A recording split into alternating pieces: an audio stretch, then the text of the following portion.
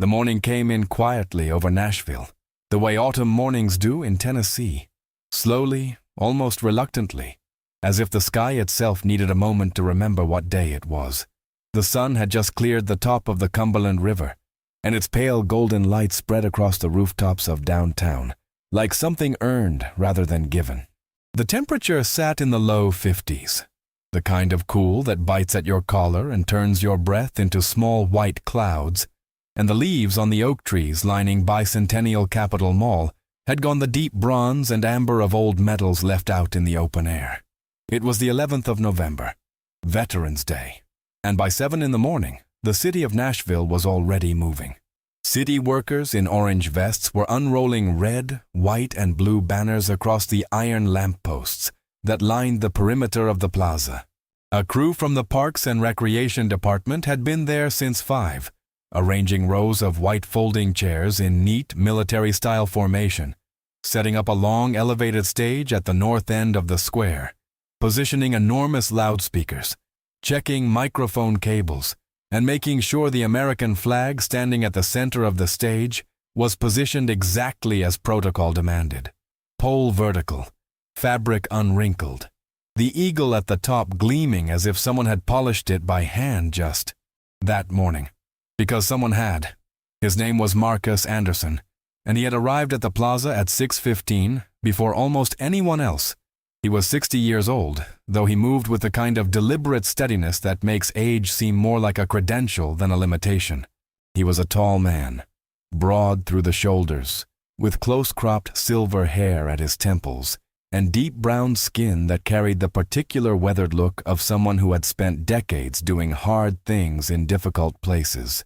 He wore a charcoal gray suit, well-fitted but not flashy, the kind of suit that said he respected the occasion without needing anyone to notice. On the lapel of his jacket, almost invisible unless you knew to look, was a small pin, the emblem of the United States Army, and below it, affixed so quietly it could have been mistaken for a simple decorative piece, was a service ribbon that carried more weight than most people in that plaza would ever understand. Marcus walked the perimeter of the plaza slowly, nodding to the city workers, stopping to help one of the younger volunteers straighten a banner that had come loose in the morning wind. He did not make an announcement of himself. He did not ask for recognition. He simply moved through the early hours of that Veterans Day, the way he had moved through most of his life since leaving the Army, with purpose and without noise. He had been invited to the ceremony by Sarah Mitchell, the host of the event and a journalist at the Nashville Tennessean, who had been covering veterans affairs for the past 9 years. Sarah had reached out to Marcus 3 weeks earlier after hearing about his work running a nonprofit organization called The Long Road Home, which provided housing assistance, mental health counseling referrals, and job placement support for post-9/11 veterans who had returned to civilian life with nothing but their discharge papers and a set of skills that the corporate world did not always know what to do with. Sarah had asked Marcus if he would be willing to say a few words during the ceremony. Nothing formal, just a brief tribute to the men and women who had served, from someone who had lived that service firsthand. Marcus had agreed, as he always agreed to things like this, not for himself, but because he believed that someone needed to speak plainly about what military service actually looked like from the inside. Not the polished version that appeared in campaign speeches or car commercials during football season. The real version. The version that included exhaustion and loss, and the particular silence that falls over a person when they return home and realize that the world has moved on without them. He had written a few notes on a small index card and tucked it into the inside pocket of his jacket. Nothing elaborate. Just a handful of sentences that he hoped might land honestly. By 8 o'clock, the plaza was beginning to fill. Families arrived with small children bundled into coats, pointing at the flags and the stage with wide eyes. Groups of veterans in their various organization jackets, American Legion, VFW, Purple Heart Association, gathered near the entrance, shaking hands, embracing old friends, trading the kind of low-voiced conversation that only people who have shared the same experience can have. A high school band from Hillsborough was warming up at the south end of the square, and the sound of brass instruments drifted across the plaza in broken, tentative phrases before gradually locking into something resembling order. A police detail had cordoned off the 3 streets adjacent to the plaza. 2 black SUVs from the mayor's security staff were already parked at the VIP entrance, and a small cluster of city officials in expensive coats stood near the backstage area checking their phones, with the distracted energy of people who needed to be seen at events like this but did not necessarily want to be at them. Marcus noticed them. He noticed everything. Old habit. He made his way to the volunteer check-in table near the east side of the stage, where a young woman with a clipboard handed him a white lanyard with a printed badge on it. The badge said, "Participant," in bold black letters above his name. Not speaker, not guest of honor, just participant. Marcus took it without comment, looped it around his neck, and thanked the young woman with a genuine smile. She smiled back, and for a moment the morning felt simple.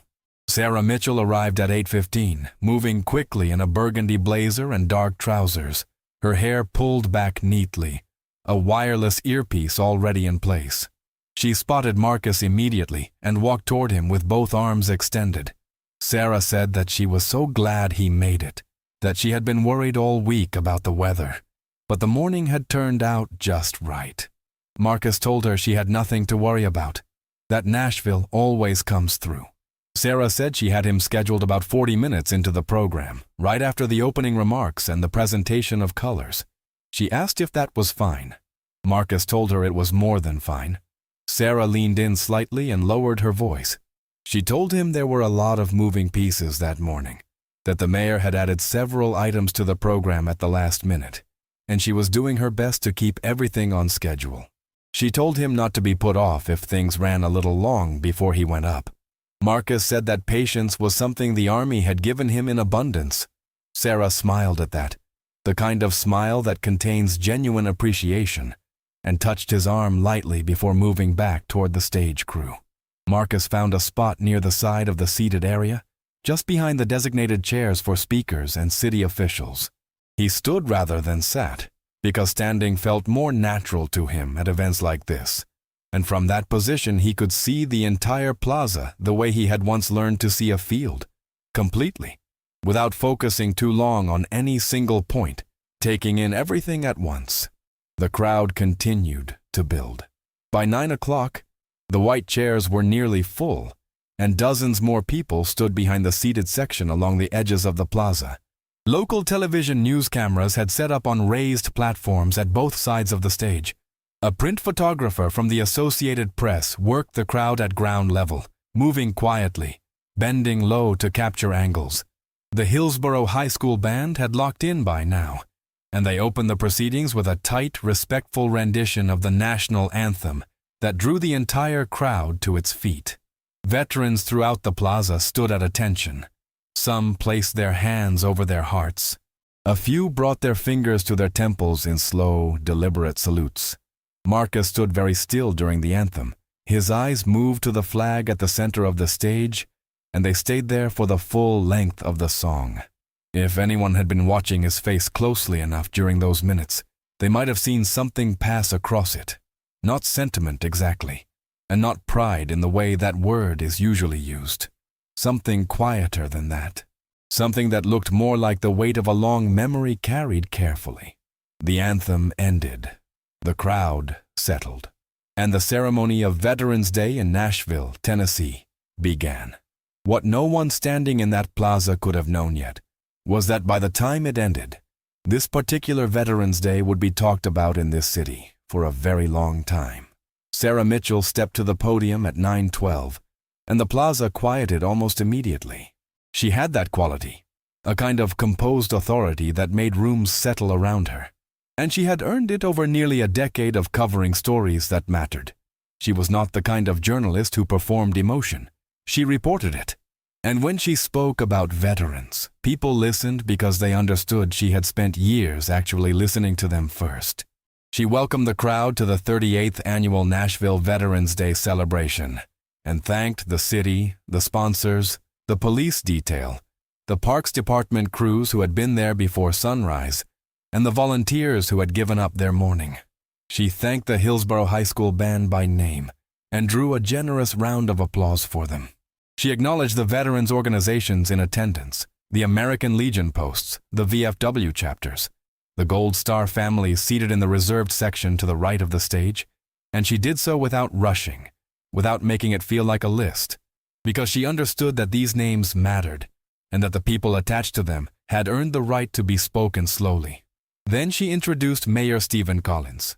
The applause that greeted the mayor was warm but not overwhelming. The kind of applause a crowd gives a local official they neither particularly love nor particularly resent. He was a known quantity in Nashville. 52 years old, 3 terms in office, with a legislative record that included genuine accomplishments in infrastructure and education funding alongside a reputation for being more comfortable in front of cameras than in rooms where difficult decisions actually got made. He was a physically imposing man, broad-chested, with silver-streaked dark hair and the kind of square jaw that photographs well. He wore a navy suit with a small American flag pin on the lapel and a blue tie that matched it almost exactly. He shook Sarah's hand at the podium with both of his, which was a thing he did automatically at public events, and which conveyed absolutely nothing about what he was actually thinking in any given moment. Mayor Collins spoke for approximately 12 minutes. The speech was competent. It hit the expected notes: gratitude for service, the sacrifice of military families, the strength of the Nashville community, a brief personal anecdote about visiting a VA hospital the previous spring that he had told at 4 other events in the preceding 6 months. He quoted Abraham Lincoln. He paused in the right places. He made eye contact with the cameras at the correct intervals.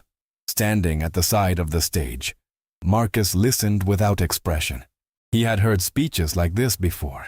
He did not resent them. He understood that public ceremony required a certain kind of language, and he also understood that the language of ceremony was not the same as the language of service, and that asking a politician to close the distance between those two things in a 12-minute address was probably asking too much of anyone. What he noticed more than the speech itself was the plaza. He watched the Gold Star families in the reserved section, the mothers and fathers and spouses who had come not to celebrate but to remember, who sat very still during the applause, and whose stillness said something that no prepared remarks could reach. He watched the older veterans near the back, the ones in their 80s and 90s who had been carried here by their families or by volunteers, who sat in the late morning sun with the particular dignity of people who have outlasted the wars they fought in. He watched the younger veterans, the ones in their 30s and 40s, who stood a little apart from the main crowd with their arms crossed, listening with the specific skepticism of people who know the distance between a speech and a policy. When Mayor Collins finished, the applause was again warm and appropriate. He waved to the crowd, shook Sarah's hand again at the podium, and stepped back to take his seat in the front row of the reserved section, where he was immediately joined by 2 members of his communications staff who leaned in to speak to him in low voices. The program continued. The presentation of the colors was executed with crisp precision by a joint honor guard from Fort Campbell, their movements the kind of rehearsed perfection that transforms human bodies into something close to architecture. The crowd watched in complete silence. There was something about a properly executed military ceremony that reached past politics and past personal history and landed somewhere more fundamental, and this was one of those moments. A chaplain gave a brief invocation. A children's choir from a local elementary school, one of the few schools with a dedicated music program still intact after years of budget cuts, performed a short patriotic number that drew genuine warmth from the audience. Then Sarah returned to the podium and introduced the next segment of the program. She explained that they would now hear from several members of the Nashville veteran community, people who had served their country and returned home to continue serving their neighbors. She described this portion of the ceremony as the most important part of the morning, because it placed the human story at the center of what Veterans Day was actually about. The first speaker was a retired Navy petty officer who had served during Desert Storm and now ran a vocational training program for veterans in East Nashville. He spoke for 4 minutes, plainly and well, about what it had taken him to find his footing after leaving the service, and about what he wished someone had told him during that first year back. The crowd listened closely. Several people nodded. The second speaker was a woman who had served 2 tours in Afghanistan as a combat medic and was now completing her residency at Vanderbilt University Medical Center. She was precise and composed and slightly uncomfortable at the microphone, in the way that people who are genuinely competent in demanding situations sometimes are in front of crowds. Her 4 minutes were among the most honest of the morning. Marcus was scheduled to speak third. Sarah called his name from the podium. He moved to the stage from the side, unhurried, climbing the 3 steps at the left end without using the railing, and walked to the center where Sarah greeted him with a brief nod and handed him the microphone. He looked out at the plaza from the height of the stage. It was a large crowd. Several hundred people, maybe more, arrayed across the white chairs and the standing sections beyond. The autumn sun was higher now, and it threw a clean light across the square that made everything look a little sharper than it might have otherwise. The flags moved in a slight breeze. The trees at the edge of the plaza held their bronze and amber leaves with a certain reluctance, as if they were not quite ready to let go. Marcus pulled the index card from his inside pocket. He set it on the podium in front of him. He looked at it for a moment, and then looked back up at the crowd. He did not begin speaking immediately. He gave himself a few seconds, and in those seconds the plaza was very quiet. He said good morning.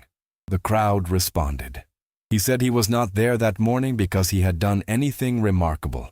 He said he was there because someone had asked him to come, and because he believed that when someone asks you to show up for a thing that matters, you show up. He said that was something the Army had taught him before it taught him anything else. He said that he had served in the United States Army for 28 years, had deployed to several places that had tested him in ways he still thought about, and had come home each time grateful for the people beside him. He said that Veterans Day, to him, was not about any individual service. It was about the invisible thread that connected everyone who had ever raised their right hand and made that particular promise, to defend something larger than themselves, with no guarantee of what it would cost. He had been speaking for perhaps 90 seconds when it happened. Mayor Stephen Collins leaned slightly forward in his front row seat. He had been checking his phone. This was something he did habitually at long public events during the portions that did not directly involve him, and it was something his communications director had asked him repeatedly not to do where cameras could see it. He had partially succeeded in breaking the habit in front of news cameras. In places where the cameras were pointed elsewhere, the habit returned. He glanced up at the stage. He saw a man in a gray suit he did not recognize, with a simple white participant badge hanging from his neck, standing at the podium and speaking into the microphone. He leaned toward his communications director, a thin, efficient woman named Dana Price, and spoke to her in a voice just low enough not to carry to the rows behind him. He asked Dana who that was. Dana told him it was Marcus Anderson, the gentleman Sarah Mitchell had specifically included in the Veterans Speakers segment. She had briefed the mayor on the program the previous afternoon. The mayor looked at the stage again. He looked at the participant badge. He looked at the gray suit. He looked at the small, almost invisible pin on the lapel. He made a calculation that had nothing to do with the facts available to him, and everything to do with the assumptions he had carried through his life without ever being asked to examine them. Assumptions about what authority looked like, what importance looked like, what the kind of person who should be standing at the center of a stage in front of his city looked like. And then he did something that would follow him for the rest of his career. He stood up. He walked to the foot of the stage stairs. He looked up at Marcus at the podium, and he spoke in a voice that carried, not loudly, but enough. Enough for the front rows to hear clearly. Enough for the nearest microphone to catch just the edges of it. Enough for it to be real. He said that he wanted to make sure they stayed on schedule, and that perhaps this portion of the program could be moved to a later segment, so that the time could be given to the designated speakers and honored guests. The words themselves were procedural, neutral on their surface, but the context was not neutral. The context was a mayor of a city standing at the foot of a stage and interrupting a black man who was speaking in front of several hundred people during a ceremony that man had been invited to participate in, using language that drew a line between the man at the podium and the people the mayor considered worthy of the stage. The front rows heard it clearly. A man in a VFW jacket 2 seats from the aisle turned to look at the mayor. An older woman in the gold star section pressed her lips together. The Navy petty officer who had spoken first sat very still in his chair with his hands flat on his knees. On the stage, Marcus stopped speaking. He looked down at the mayor for a moment. His face did not change in any dramatic way. He had spent decades in situations that demanded that he hold his face and his voice and the full weight of his reaction in check until he understood exactly what was happening and what the correct response was. This was one of those situations. He reached forward and gently moved the microphone to the side, indicating that he was not using it. He picked up his index card. He folded it once, along its existing crease, and returned it to his inside pocket. He said quietly, but into the air rather than the microphone, that he appreciated the time he had been given. He said good morning to the crowd. He thanked them for their service and for being there. And then he began to walk calmly toward the stairs at the left side of the stage. At that moment, Sarah Mitchell was standing at the side of the stage with her tablet in her hand, watching what was unfolding with the focused stillness of someone who is rapidly computing multiple things at once. She was a journalist. She had spent 9 years covering stories that involved people in power doing things that revealed who they actually were under pressure. She knew exactly what she was watching. She also knew that she was the host of a public ceremony that was being broadcast on local television, and that the next thing she did would determine the tone of everything that followed. She moved to the stage quickly and smoothly, intercepting Marcus at the top of the stairs with a light touch on his arm. She spoke to him in a voice just above a whisper. She told him she was sorry. She told him she wanted him to stay. She told him that she was going to address the situation and asked him to hold on for just a moment. Marcus looked at her. He said very quietly that she did not need to do that on his account, that he was fine, that it was not worth disrupting the event. Sarah said that he had been invited to speak and he had every right to finish. He said he understood. But sometimes it was better to let things go and not turn a ceremony into a conflict. She looked at him for 2 full seconds. Then she nodded, slowly, not because she agreed with him, but because she understood him. He descended the stairs. He walked to a spot near the side of the seating area, unhurried, and stood there with his hands folded in front of him. Sarah walked back to the podium. She straightened the microphone. She looked out at the crowd with the composed professionalism she had spent years developing. And then she began to speak. She said that they would take a brief pause in the speaker's segment and that she wanted to acknowledge Mr. Marcus Anderson, who had graciously offered to speak that morning from the depth of 28 years of service to this country, and who had done so with exactly the kind of quiet dignity that defined the best of what Veterans Day was meant to honor. The applause that came was strong. It was the kind of applause that a crowd offers when they want to say something that they cannot quite put into words, when they need the sound to do something that language in the moment is not equipped to do. Marcus acknowledged it with a brief nod from where he stood. Nothing more. Mayor Collins had returned to his seat. He sat with the composed expression of a man who believes that his authority is its own justification and that whatever discomfort exists in the room will pass. He smiled at the photographer who swept a camera in his direction. He adjusted his flag pin. Dinah Price, beside him, was already typing rapidly on her phone, monitoring the social media response that was beginning to surface in real time from people who had been watching the live stream of the event. She was not smiling. The ceremony did not fall apart. That was the thing about well-run public events. They had enough momentum and structure to survive almost any individual disruption, and Sarah Mitchell was skilled enough to hold the program together with the kind of professional grace that looks effortless only to people who have never had to do it. She moved the program forward. Another speaker took the stage. A retired Army logistics officer who had served in Iraq and now managed a veteran-owned construction company in Murfreesboro, and he gave his 4 minutes with quiet effectiveness. The crowd listened. The morning continued. But something had shifted in the plaza, and it was the kind of shift that happens not in the program or the speakers or the sound system, but in the air itself, in the way people hold their bodies when they have witnessed something that did not sit right. The veterans along the east side of the seating area had tightened into a cluster. Not dramatically, just slightly. The way a group of people move together when a common feeling runs through them and they want to be close to others who share it. 3 men in American Legion jackets had turned to face each other with low-voiced conversation that stopped whenever the microphone was live and resumed during the applause.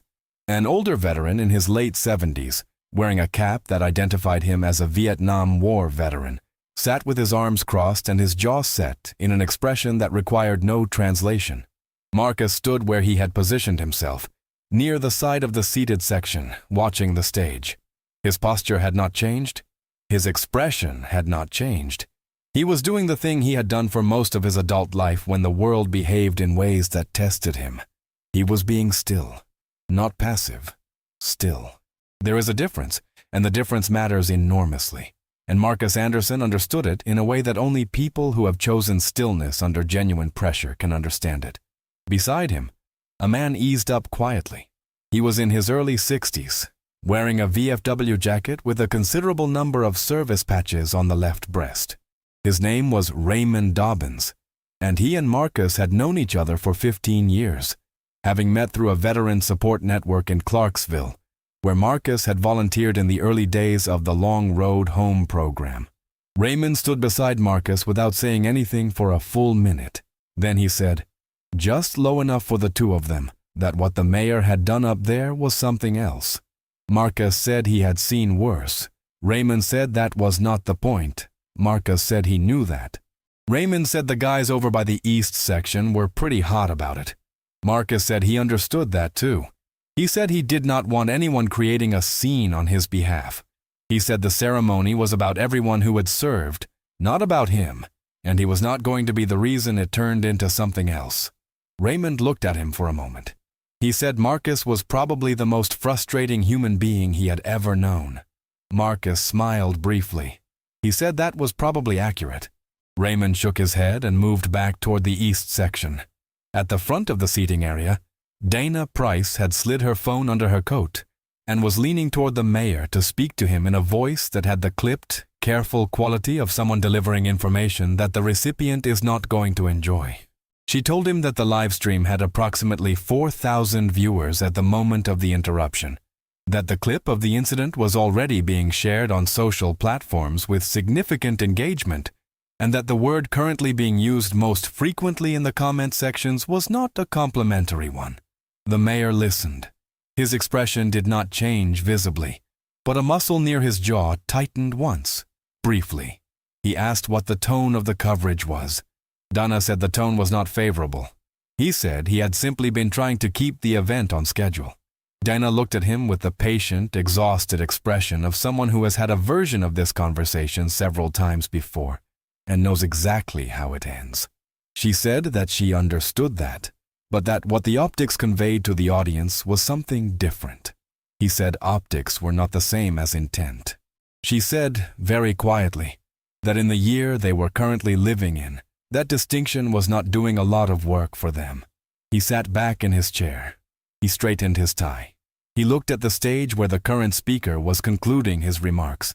At the side of the plaza, in the standing section, a woman who had been watching the events of the past 20 minutes on her phone, one hand holding the device, the other resting on the arm of the man beside her, leaned over and said something that made the man beside her pull out his own phone and look.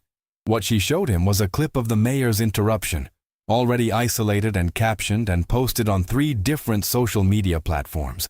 The most shared version had 1,600 interactions and was climbing steadily. The caption on the most viral version read, "Nashville Mayor Interrupts Black Army Veteran During Veterans Day Speech." The comment section was not gentle. The man who had just looked at the phone was a reporter from a Nashville television station. He had been covering the ceremony as a standard local assignment. He was now considering whether to call his assignment desk. He made the call.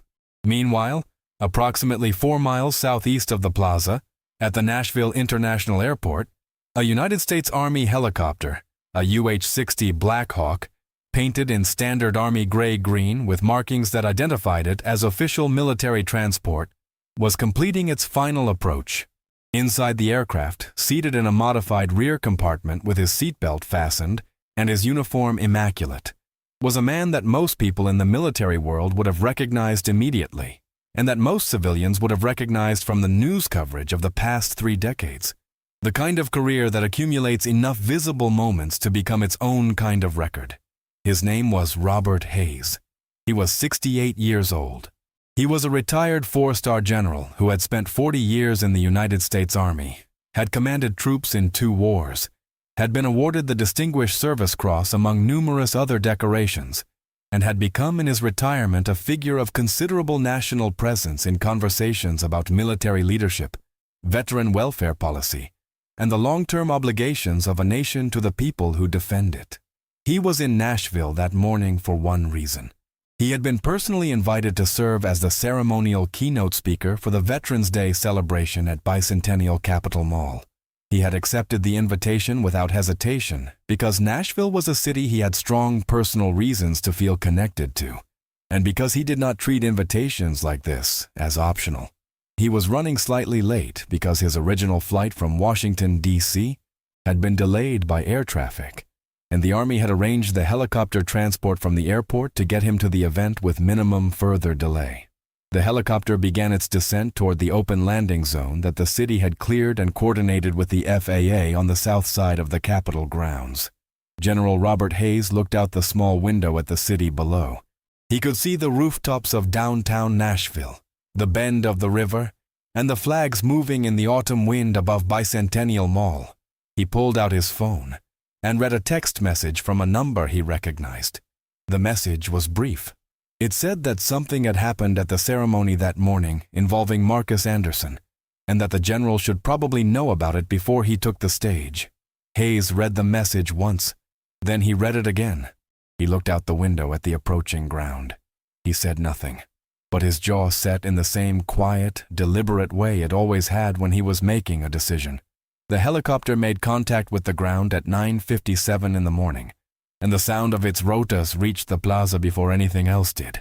The ceremonies had a way of absorbing background sounds, the traffic beyond the cordoned perimeter, the distant bass of the city going about its Saturday morning.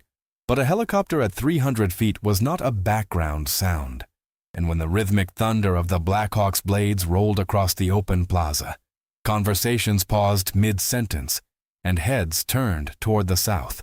Several people near the back of the standing section raised themselves on their toes to see over the crowd. The Hillsborough High School band, positioned at the south end of the plaza, exchanged glances. One of the percussionists in the back row turned to look toward the sound with visible interest. Sarah Mitchell, at the side of the stage, pressed a finger to her earpiece. Her event coordinator on the other end confirmed what she had been told 20 minutes earlier. General Robert Hayes had arrived at the airport, and his ground transport was bringing him to the Capitol grounds. ETA approximately 8 minutes. Sarah adjusted smoothly. This was what she did. She returned to the podium and told the crowd that they were almost ready to welcome their keynote speaker, that he had just landed and would be with them shortly, and that in the meantime she wanted to take a moment to recognize the Gold Star families in attendance. She spoke about the Gold Star families for several minutes with the genuine care she had for that subject, and the crowd was attentive, and the brief pause in the formal program was absorbed without awkwardness because she was good at her job. Marcus, at the side of the seating area, heard the helicopter. Aliyaba. He looked toward the south, where the sound was coming from, and for a brief moment something crossed his face. Not surprise exactly, but a particular alertness.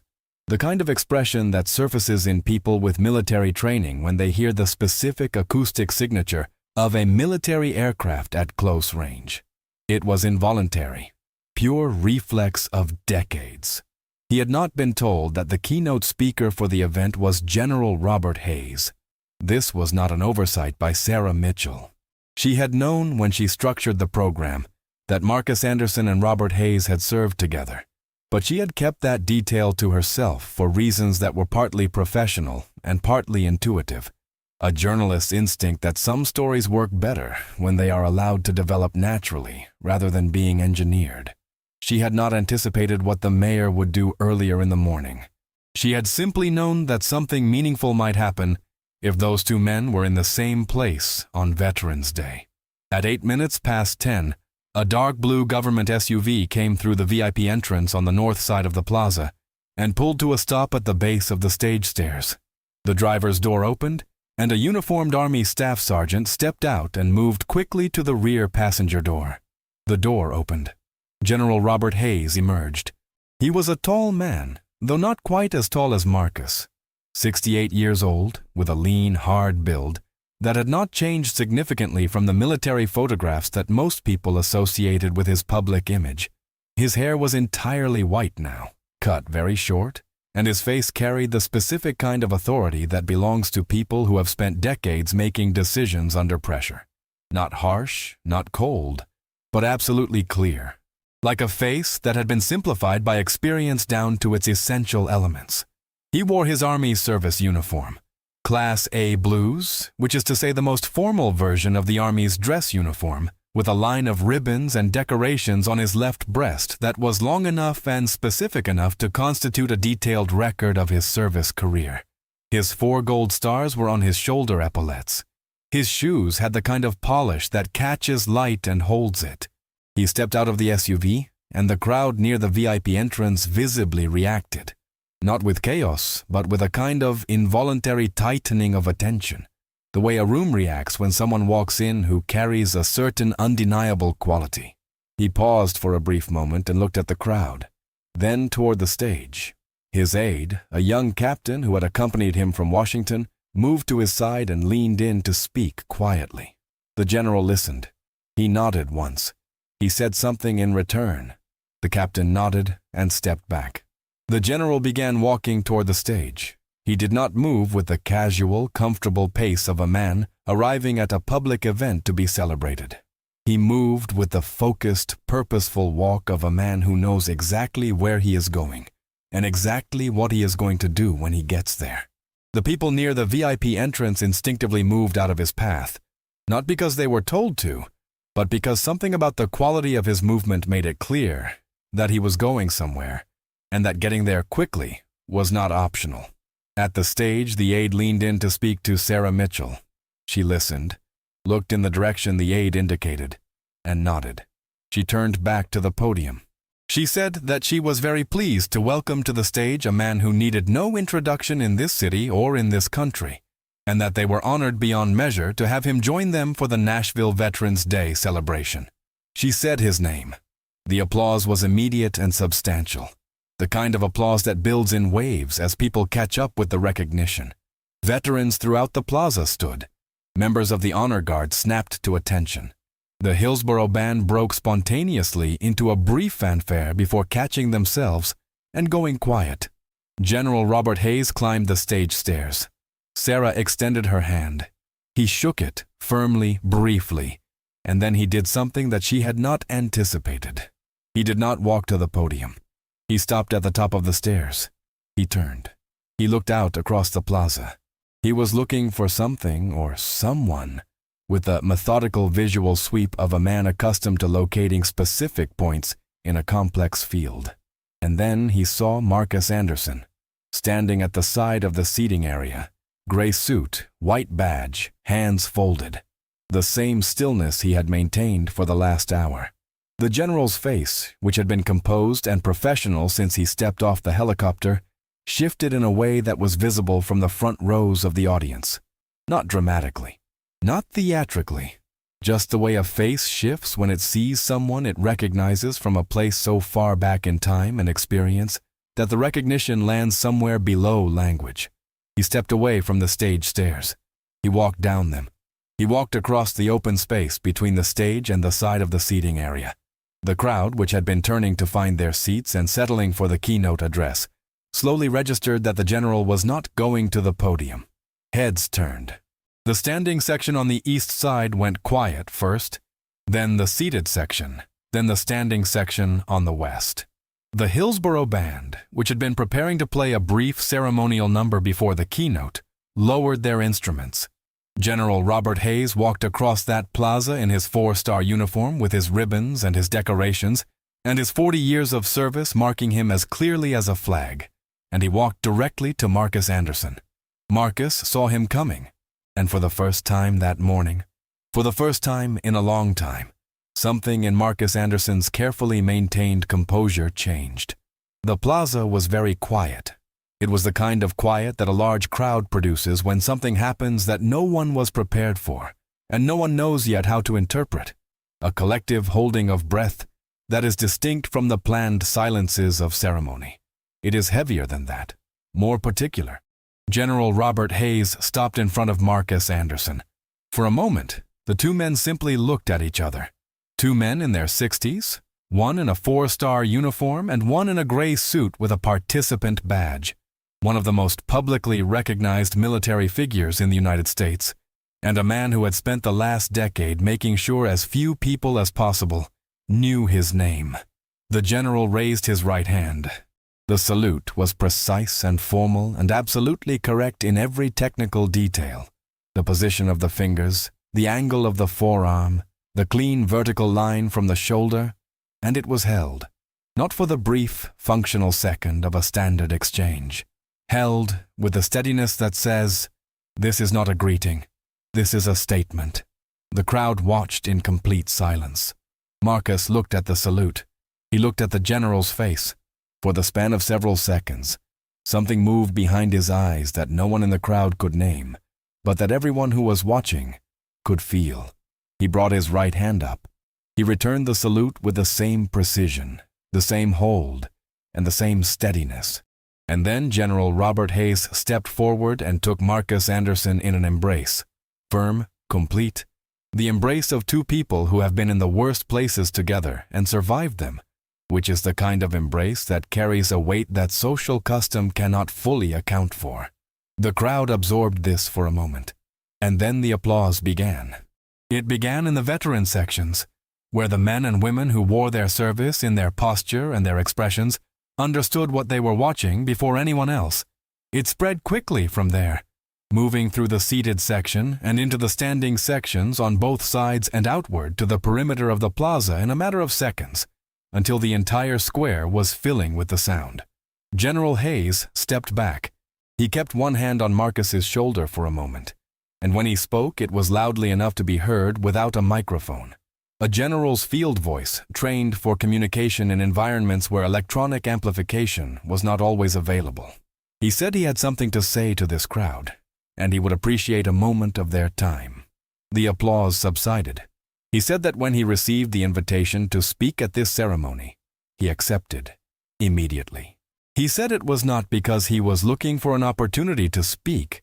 He had given enough speeches to last several lifetimes.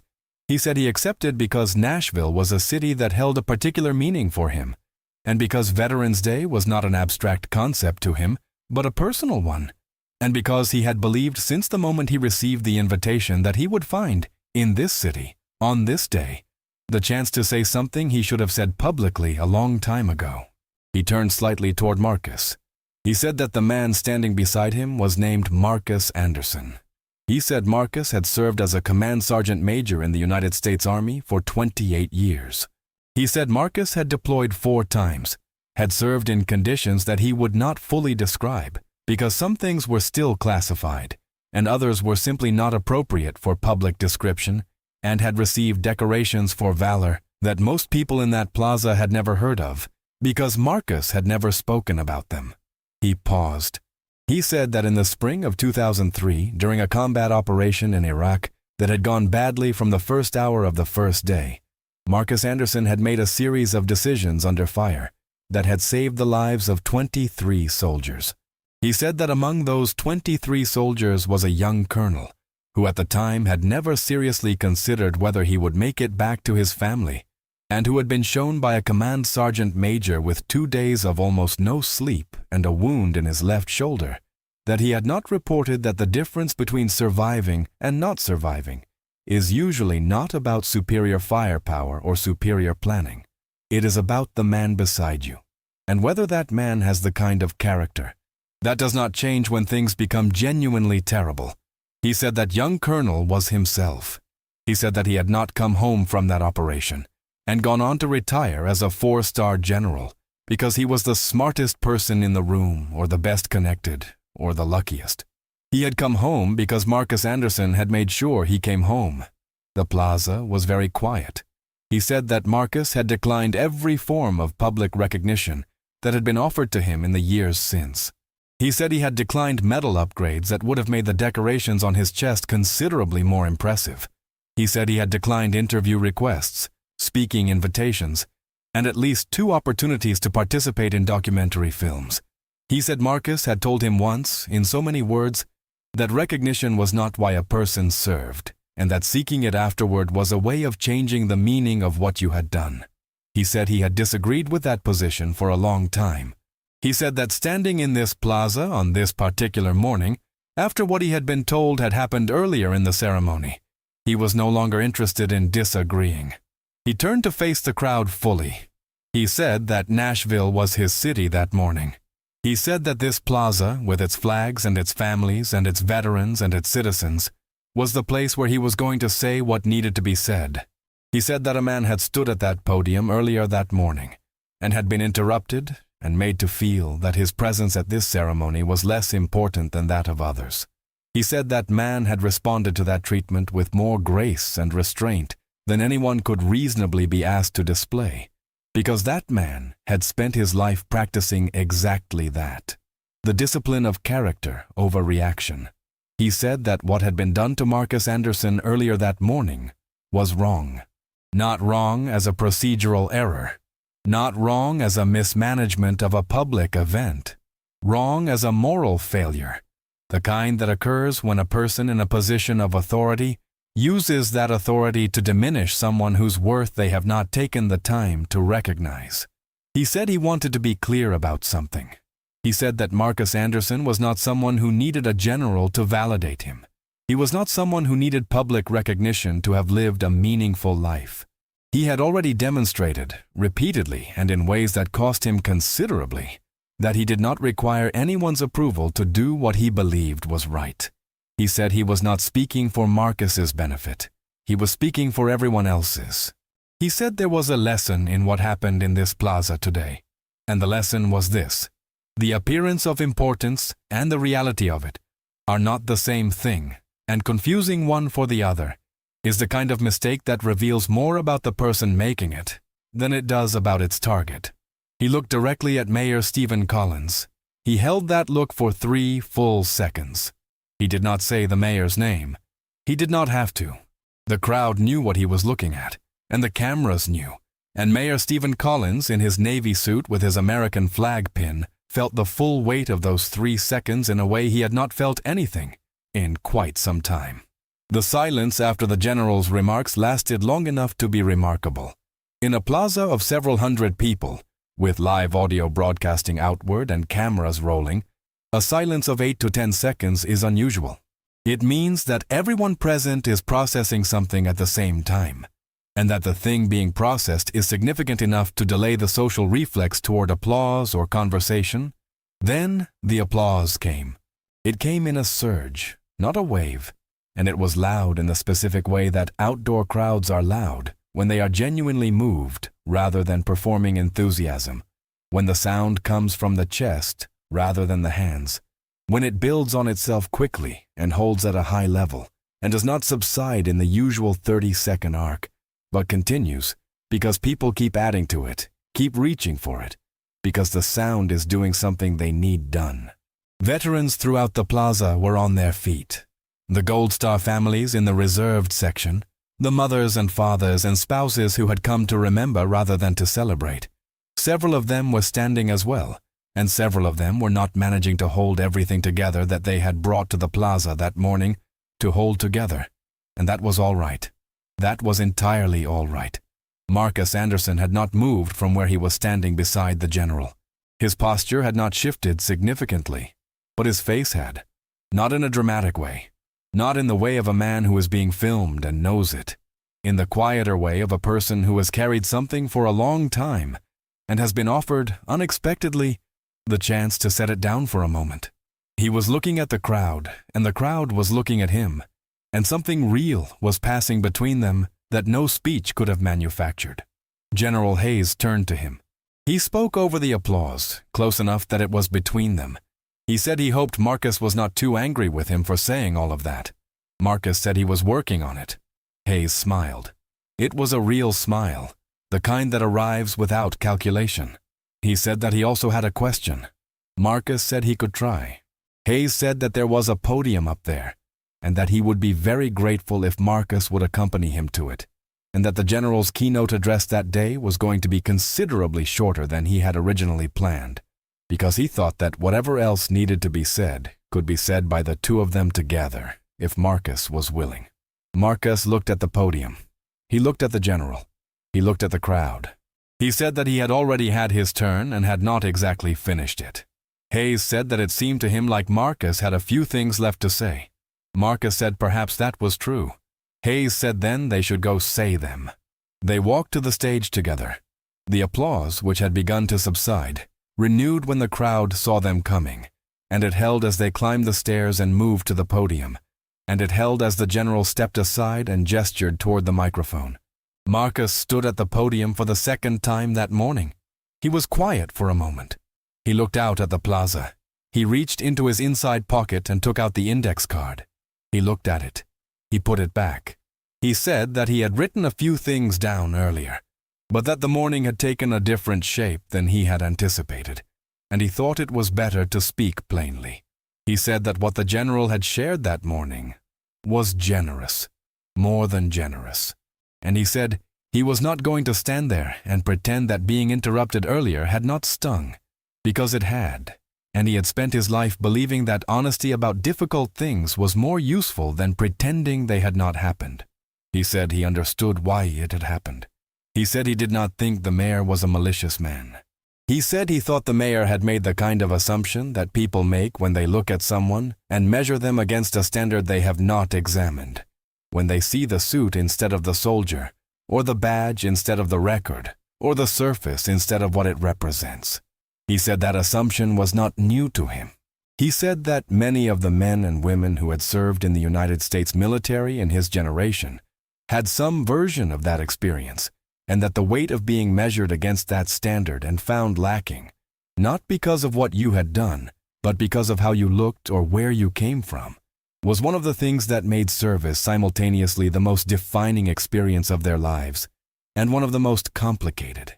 He said that Veterans Day to him was not simply about gratitude. Gratitude was important. Gratitude was real. But gratitude alone, without understanding, was a kind of closing off. It allowed people to feel they had paid a debt by applauding, without looking more carefully at what the debt actually consisted of. He said he was not angry. He said he was tired in the way that people get tired when they have been doing the same patient work for a long time. But he said that fatigue was not the same as defeat, and he was not defeated, and neither were the veterans in that plaza or the families that had loved them through their service, and through their return, and through whatever came after. He said that the long road home, the organization he had spent the past decade building, needed support, not applause. Support? The kind that translated into funding and housing resources and mental health access and job opportunities. The kind that showed up not on Veterans Day but on the 364 other days of the year when the flags were down and the ceremonies were over, and veterans were navigating the actual texture of the lives they had come home to. He said that if anyone in that plaza wanted to do something real with the feeling they were carrying at that moment, that was where to put it. He said thank you. He stepped back from the microphone. The applause was immediate and prolonged, and this time it did not subside in the normal arc. It continued, and it built, and people who had been standing stood taller, and people who had been sitting rose to their feet, and the sound of it moved across the open plaza in the autumn morning light, and out into the streets beyond the perimeter. Marcus stood at the back of the stage beside the general. He did not perform for the crowd. He simply stood there, the way he had stood at the side of the seating area for the past hour, with the same stillness, the same composure, the same quality of presence that does not require acknowledgement to sustain itself. But he allowed himself just briefly to let the sound of the crowd come in. And then Mayor Stephen Collins stood up from his front row seat. He moved toward the stage, not the way he had moved toward it earlier, with the confident authority of a man performing an intervention. He moved toward it the way a person moves towards something they need to do and are not sure they know how to do correctly, which is the most honest way to move towards something. He climbed the stairs. He walked to the microphone.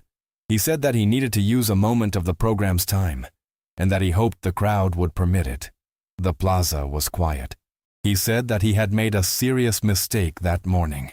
He said it plainly, not preceded by a qualification or followed by an explanation that diluted it. Just the statement, in the full presence of the crowd and the cameras and the veterans and the families. He said that he had interrupted a man who had been invited to speak in a way that was disrespectful, and that the reason he had done it was not because of the program schedule.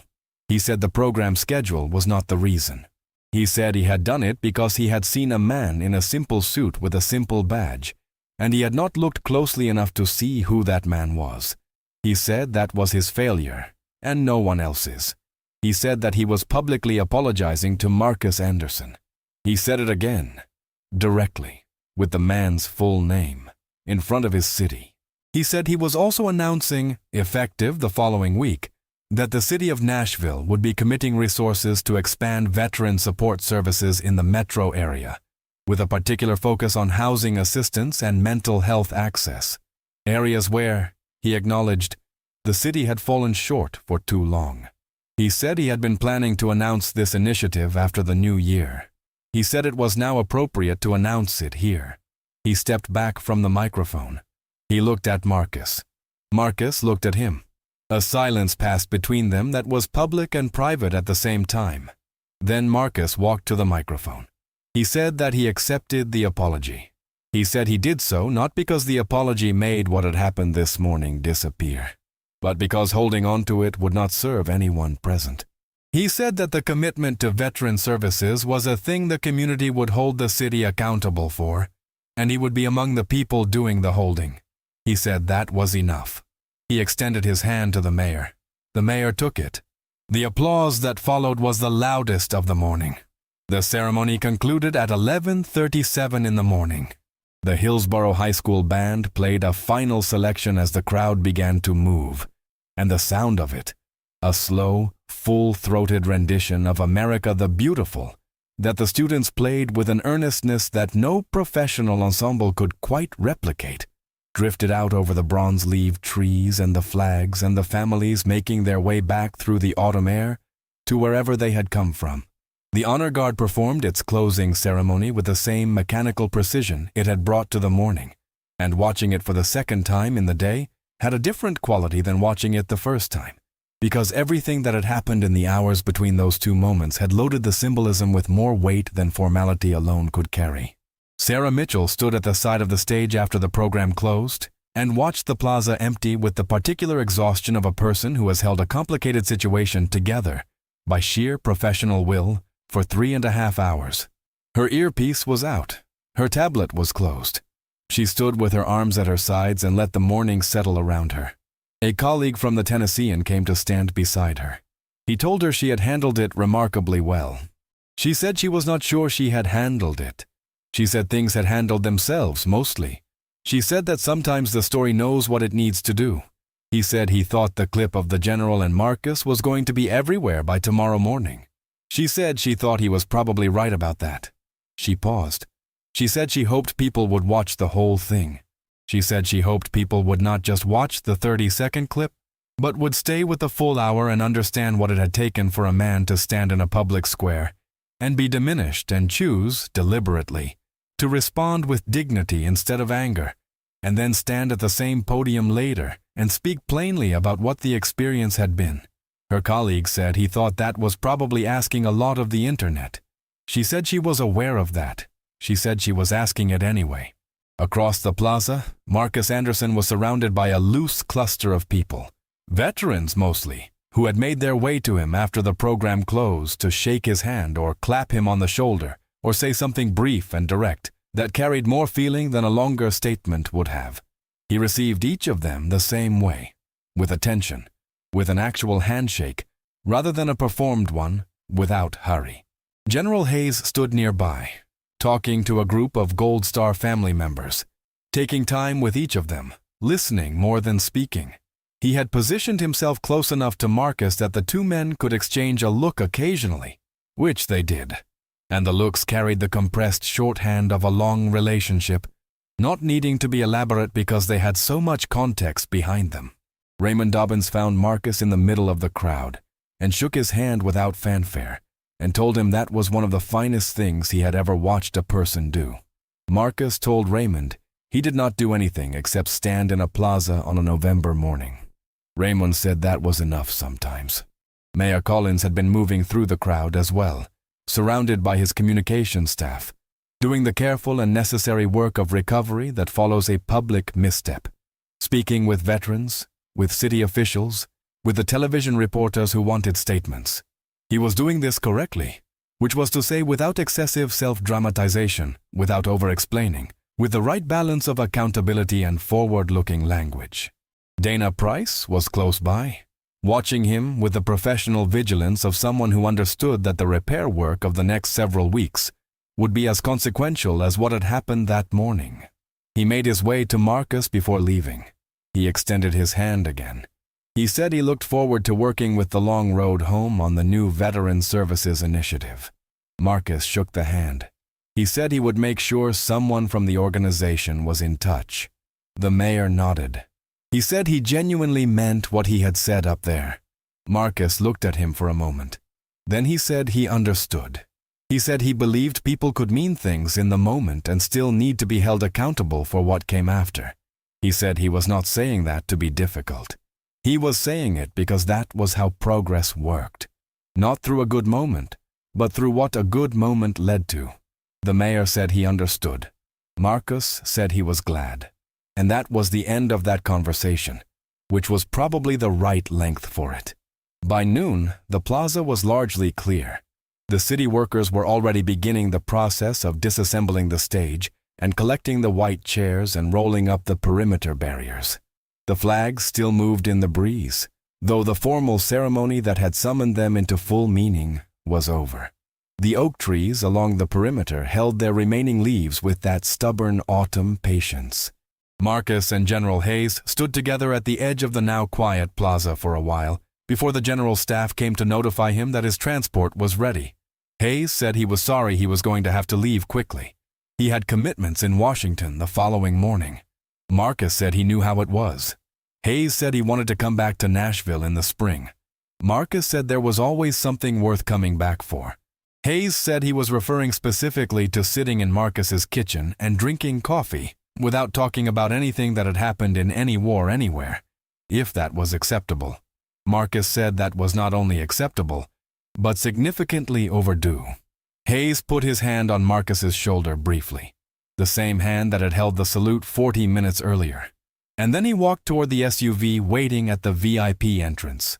Marcus watched him go. Then he turned back toward the plaza.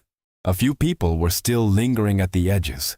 A grandmother in a gold star pin was accepting a flower from her granddaughter, who had brought it in her coat pocket and produced it now with the gravity of a child doing something important.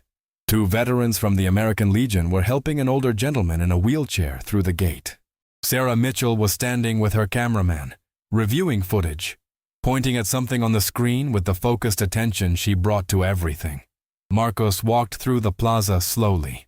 He stopped near the flagpole at the center, where the flag that had been the backdrop of the whole morning still flew in the autumn breeze, unhurried, unperformed, just doing the thing it was supposed to do.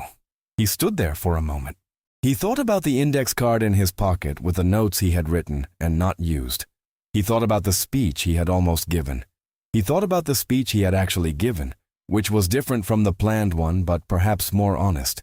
He thought about the 23 soldiers who were alive and going about their lives on this particular November morning because of decisions made in a place very far from here, a long time ago, by people who had been afraid and had done what was needed anyway.